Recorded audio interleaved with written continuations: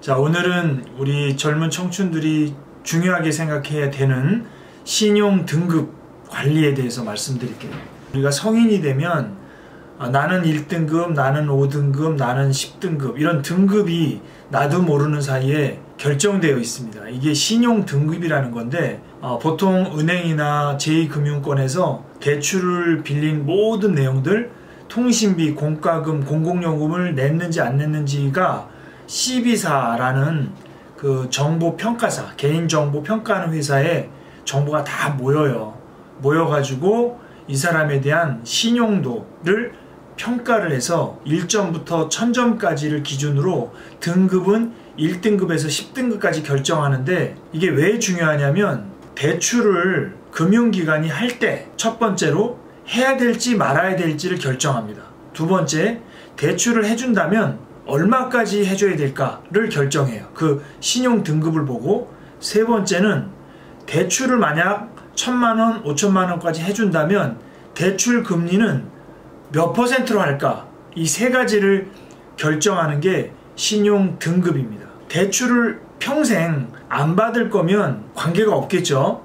그런데 살다 보면 또 급하게 대출이 필요할 때도 생기죠. 그래서 이 신용 등급이라는 게 매우 중요합니다. 뭐 매우까지는 아니죠. 가능하면 대출을 안 받는 게 좋으니까. 등급이 올라간다는 건 좋은 거죠. 하지만 제 개인적으로는 마냥 올라가는 게 좋다라고만은 볼 수 없어요. 왜냐하면 신용 등급이 올라간다는 얘기는 신용카드를 좀 많이 써야 되거든요. 대출도 해야 되고, 가장 무난한 게 뭐 한 4, 5등급 정도 신용카드도 많이 안 쓰고 대출도 많이 없는데 밀린 건 없는 그런 어떤 보통의 주부, 보통의 학생들이 받는 신용 등급이 보통 4등급, 5등급이기 때문에 그 정도가 개인적으로 좋지 않을까. 일단 신용 등급이라는 것은 두 가지가 있어요.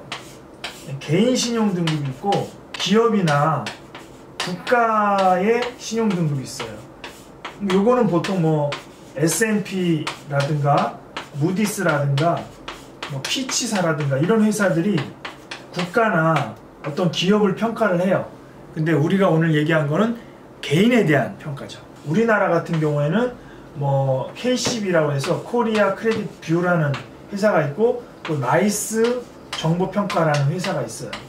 여기서 아까 말씀드린 대로 모든 정보를 모아서 평가를 하는데, 이게 1등급에서 2등급, 3등급에서 4등급, 5등급에서 6등급, 7등급에서 8등급, 9등급에서 10등급. 여러분도 5등급 안에 아마 포함되어 있을 거예요. 그런데 A에서 C까지, 그러니까 1등급에서 6등급까지는 무난하게 신용생활을 할 수 있어요. 은행권에서 대출을 받을 수가 있지만 7등급에서 10등급까지는 보통 은행에서 대출을 받기가 어렵고, 신용카드도 발급이 안 되고 뭐 할부도 안 되고, 이미 9등급에서 10등급은 장기 연체자라든가 일단 신용불량, 파산 이런 상태, 굉장히 어려운 상황이고, 대환대출을 하든가 아니면 신용회복위원회라든가 이런 쪽에 서민금융진흥원 쪽으로 좀 이용을 해야 될 그런 상황이고, 7, 8등급은 단기 연체자, 그리고 5등급이나 6등급은 보통 신용생활을 하지 않는 보통의 주부, 보통의 학생들이 맞는 보통 단계고요. 그 다음에 3, 4등급은 이제 우량, 우수한 단계, 여기는 최우량.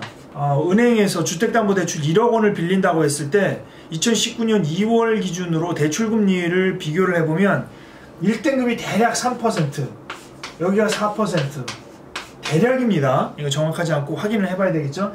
여기가 5%, 6%, 7, 8%, 이쪽으로 가면 11%의 연 대출금리가 적용이 돼요. 그러니까 1등급에서 마지막 등급까지 차이가 거의 한 4배 정도의 이자를 보이고 있죠.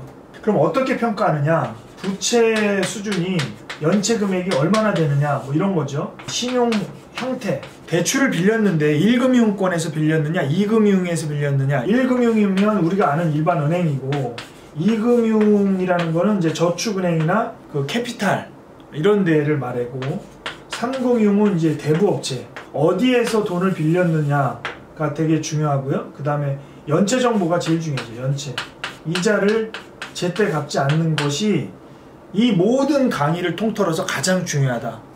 그러니까 돈을 안 빌리는 게 좋은데 돈을 빌렸으면 제 날짜에 갚아야 된다. 신용 정보를 평가할 때 가장 많이 보는 건 바로 연체다. 연체. 어떻게 해야 이 신용 정보를 부정적인 요소는 뭐고 이 신용 등급을 올리는 긍정적인 요소는 뭘까? 일단 연체가 없어야 되겠죠. 대출에는 뭐 현금 서비스, 카드론, 리스, 공공요금 있어요. 전기세, 건강보험료, 국민연금, 수도세, 통신요금 뭐 이런 거, 공공요금 이런 거 안 내도 모든 게 다 집합이 돼서 여기서 평가를 한단 말이에요. 이 공과금, 공공요금, 학자금 대출을 꾸준히 납입한 거를 이 CB사, 이 개인정보평가회사에 납부를 하면 점수를 아까 1점에서 1000점까지라고 했잖아요. 이 점수 중에서 뭐 5점이든 10점이든 20점이든 이렇게 올려주게 돼 있어요. 이런 내용들은 어디서 보시냐면 파인이라고 검색을 하시고 파인에 들어가시면 금융 꿀팁 200선 이런 게 있어요. 여기 아주 꿀팁 정보가 많이 있는데 신용 뭐 이렇게 치시면 한 3가지가 나올 거예요. 이 3가지에 보기 좋은 내용들이 나와 있으니까 여기를 좀 확인하시고 대출 건수가 갑자기 증가하는 거죠. 건수가 늘어나는 거로 인해서 점수가 떨어진다는 거예요. 제2금융권을 이용하면 점수가 내려가요. 제2금융권. 이런 건 어디서 확인해 볼 수 있냐면 여기 홈페이지에서 내 정보를 4개월에 한 번씩, 그러니까 1년에 3번까지 무료로 조회할 수 있는데 요즘에는 그것보다 토스 있죠. 토스. 그다음 카카오뱅크, 카뱅, 뱅크샐러드라고 있어요. 뱅크샐러, 뱅셀. 이런 데 가서 신용 정보를 조회할 수 있어요. 무료니까 들어가서 공인인증 같은 걸 하면 바로 확인할 수 있어요. 여러분의 등급이 상등급인지 4등급인지 확인할 수 있고, 긍정적인 요소는 일단 체크카드를 많이 쓴다. 일단 체크를 쓴다는 건 뭐예요? 내 돈 안에서 돈을 쓰는 거잖아. 그러니까 연체가 없지, 체크는. 두 번째, 신용카드를 쓰면 또 올라가. 근데 저는 이 신용카드를 쓰지 않는 게 좋다라고 얘기하는 편이니까 대출금을 상환해야 돼.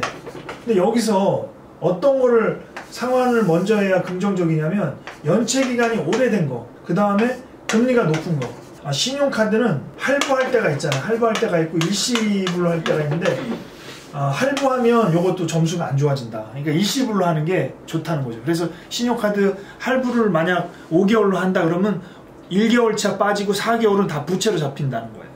그래서 점수가 마이너스가 되겠죠. 마지막으로 그 신용 등급과 관련해서 속설이 있는데, 신용 등급을 조회하면 뭐 등급이 떨어진다. 이거는 2011년 버전이에요.